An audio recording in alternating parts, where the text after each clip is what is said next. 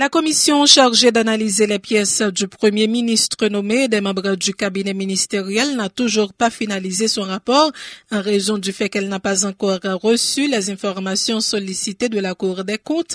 Les députés Hermano Exinor et Roms Perilus, respectivement présidents et membres de cette structure, déplorent l'attitude du tribunal administratif qui, après avoir déjà manqué 3 rendez-vous, a promis de communiquer finalement cet après-midi ces informations à la commission. Écoutez leur déclaration au micro de Jean-Louis Fanfan. La commission nous a avancé sérieusement avec le travail. Et dans tout parcours, nous avons essayé de mettre 3 sous-commissions et 3 sous-commissions qui permettent de vérifier l'authenticité de toutes pièces que le Premier ministre avec le cabinet ministériel qui est déposé dans la Chambre des députés. Il faut dire bien que nous avons avancé très bien dans 12 institutions que nous avons identifié pour nous vérifier. Nous avons 11 là-dedans qui déjà dans nos rapports. Et aujourd'hui, nous avons seulement la Cour supérieure des comptes qui bat nous rendez-vous à plusieurs reprises, côté que nous avons fait la navette dans la Cour supérieure des comptes. Et jusqu'à présent, que nous avons parlé à la Cour des comptes pour que nos rapports qui est capable de permettre que nous-mêmes nous finaliser le rapport pour nous remettre par le bureau de la Chambre des députés. Donc, on a cherché information sur tout le cabinet. Mais l'inquiétude, nous, comme commissaire, c'est parce que Cour supérieure des comptes, nous 3 rendez-vous qui pas qu'un bi. Donc ça veut dire pour nous que c'est comme si c'est le commissaire qui prend un retard ensemble avec le rapport là. Donc je dis à nous rencontrer encore, nous avons environ 7 commissaires qui étaient rencontrés ensemble avec eux. Ils promettent nous que après-midi, donc il y a bon rapport là. Donc vers 6 heures, nous avons pour nous soit retourner dans la Cour supérieure des comptes ou bien vice-président Jean te promet nous à envoyer rapport pour nous dans la Chambre des députés qui par la suite a envoyé pour nous dans l'Oasis côté notre travail là. Depuis qu'il a fait demande. Nous faisons demande depuis environ un jour. Donc nous écrit pour faire des comptes Jean Loisia pour que nous dit mais ça nous besoin comme information. Donc nous espérons que plus tard à 6 heures nous avons besoin de rapport. Le secrétaire rapporteur de la commission, le député Jean-Marcel Luméran et son collègue Samuel Daïti, qui fait office de membre, s'insurgent eux aussi contre l'attitude de la Cour des comptes et du contentieux administratif. Ils dénoncent des manœuvres politiques qui, selon l'élu de Semoc, n'ont d'autre objectif que de faire monter la pression sur les parlementaires dans le cadre de la mise en place du nouveau gouvernement. Nous autres de la sous-commission qui est chargée pour nous vérifier avec la Cour des comptes état d'administration de ensemble de membres dans le cabinet ministériel là, gagné là-dedans nous connaît qui était chef de mission, qui était consul, qui baillot de engagement, qui était fait de dépenser des fonds de l'administration publique, yo assujetti à des charges. Dans la commission ça, nous pas entendre présenter un rapport bâclé, nous te entendre présenter un rapport qui reflétait même image commission pour monde qui la donne yo. Parce que il y a des gens qui peut-être analysent de présence dans la commission de monde comme étant des actes d'incohérence, mais nous-mêmes nous disons nous présent dans la commission pour que nous fassions toute bagaille passer bien et clair pour que la population informée de l'état chaque ministre qui est nommé dans le cabinet ministériel. Donc étant donné que nous analysons que le comportement et attitude que la Cour des comptes employée l'a pu utiliser là, participer d'une pratique dilatoire, nous disons c'est des manœuvres politiques qui handicapent dit finaliser pour une commission finaliser le travail. Pour nous même c'est un bagage qui est automatique. La Cour, Jean que collègue Lanceau dit là, c'est le bras technique du Parlement. Pour nous même, sitôt que arrêté présidentiel est sorti dans le moniteur, la Cour doit arrêter ça. Et même côté, il y a un monitoring qui fait de tout le monde qui va le ministre en dans le gouvernement. Ça montre aujourd'hui la faiblesse institution. Si après environ 11 jours que en correspondance à joindre la Cour du bureau de la Chambre des députés pour mettre certaines informations disponibles pour la commission, pour que nous puissions produire un rapport de temps. Et tout à l'heure, là, tout commissaire est obligé de descendre dans la cour pour que nous allions des rapports là.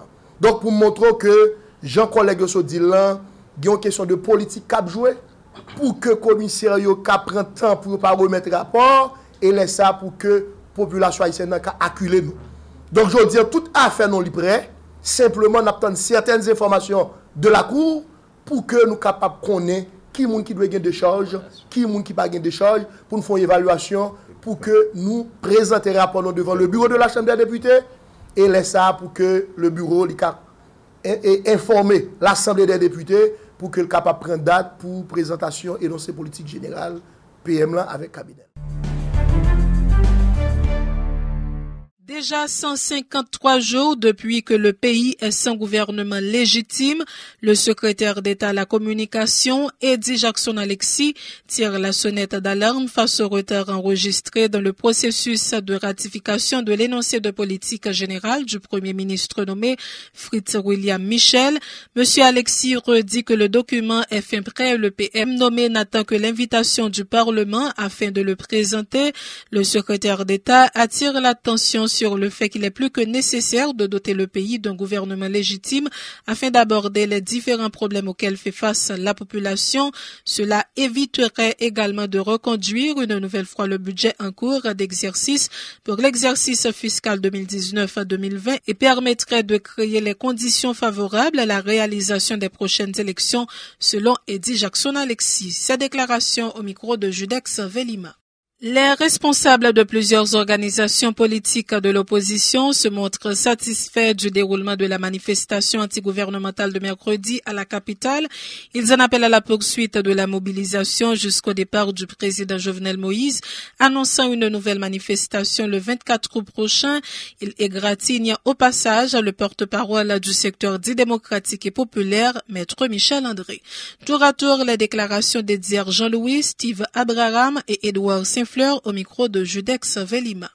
Nous voyons un gros coup de chapeau pour tous militants, organisations de base. Malgré parler en pile, malgré difficulté, nous avons sous route, aéroport, nous avons répondu présent devant l'ambassade américaine. Là, nous entendons André Michel qui l'a un tweet, qui dit clair, tout le monde qui est dans l'ambassade sont bons voyous, sont bons vagabonds. Eh bien, nous dit André Michel, sorti 2001 pour arriver 2019, nous connaissons le passé de l'humanité, tout nègre en Haïti. Nous dit André Michel, ou c'est un ancien GNB, ou bref son peuple là déjà, ou manger viande peuple là déjà. Je nous dis tout le monde qui est d'accord André Michel, ou c'est tout l'Américain, ou c'est GNB. Nous disons tout le journal par aller, nous avons visité toute l'ambassade. Et nous n'avons pas le temps, bonjour privé, nous pas le temps, carbone nous devant l'ambassade américaine. Ça clavier pour déplacer nous, parce que je ne dis là, c'est trois crimes qui fait dans le pays. Mais c'est dans ce sens ça nous-mêmes nous dit, mobilisation a continué faite.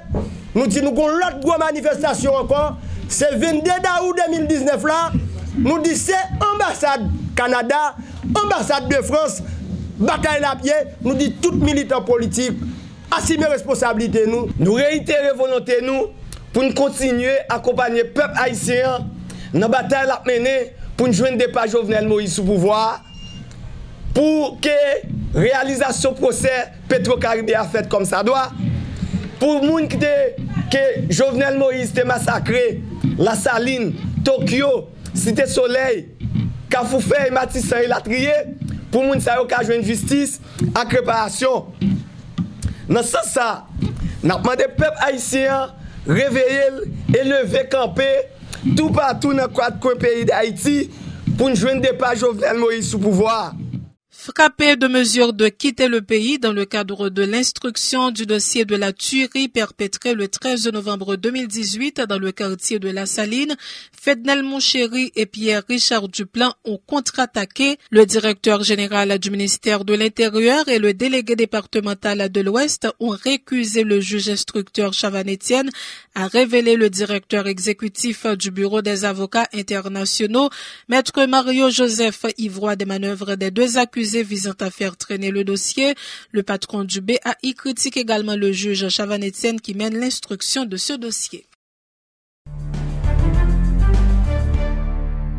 Le gouvernement n'est pas resté insensible à la situation des déplacés de la place d'Italie, a laissé entendre ce vendredi le secrétaire d'État à la communication, Eddy Jackson-Alexis, qui informe que les autorités ont déjà effectué diverses interventions au profit de ces familles.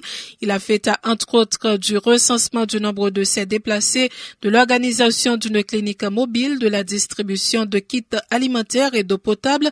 Monsieur Alexis assure que d'autres dispositions sont en train d'être prises en vue de faciliter le retour de ces habitants à leur domicile respectifs. Les propos d'Eddy Jackson-Alexis au micro de Judex Velima. 261 familles PPLS recensées yo sorti dans la zone La Saline, dans le Croix des Bossales, dans la Cité de Dieu, et quelques zones qui sont toujours dans l'environnement, tant que Plage Jérémy.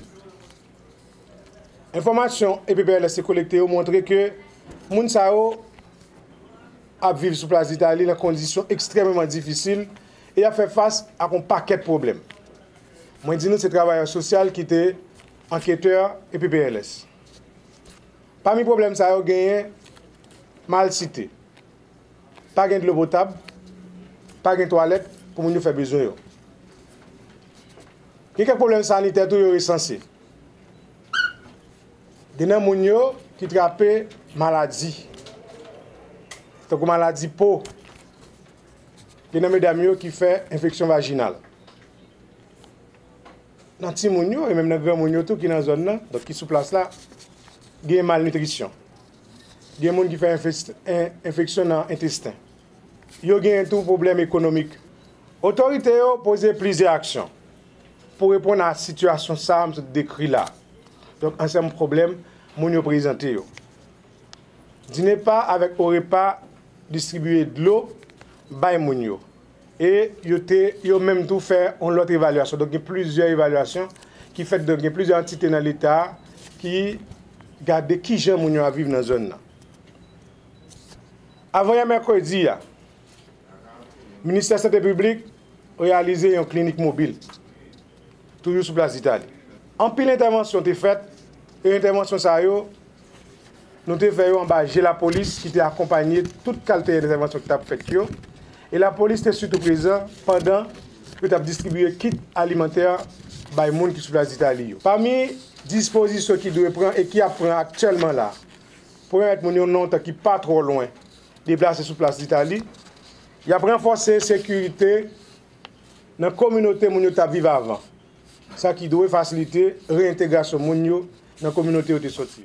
Dans le cadre de son programme baptisé les vendredis du BAI, les responsables du Bureau des avocats internationaux ont reçu ce vendredi l'un des candidats au poste de bâtonnier au barreau de la capitale, Maître Montferrier Dorval, autour du thème « Les missions de l'Ordre des avocats de Port-au-Prince ». Dans son intervention, Maître Dorval a rappelé l'importance du barreau dans l'exercice de la profession d'avocat et son implication dans des dossiers d'actualité et d'intérêt national. Maître Montferrier Dorval a également réitéré sa position favorable à une nouvelle constitution en vue de corriger certaines dérives dans le pays.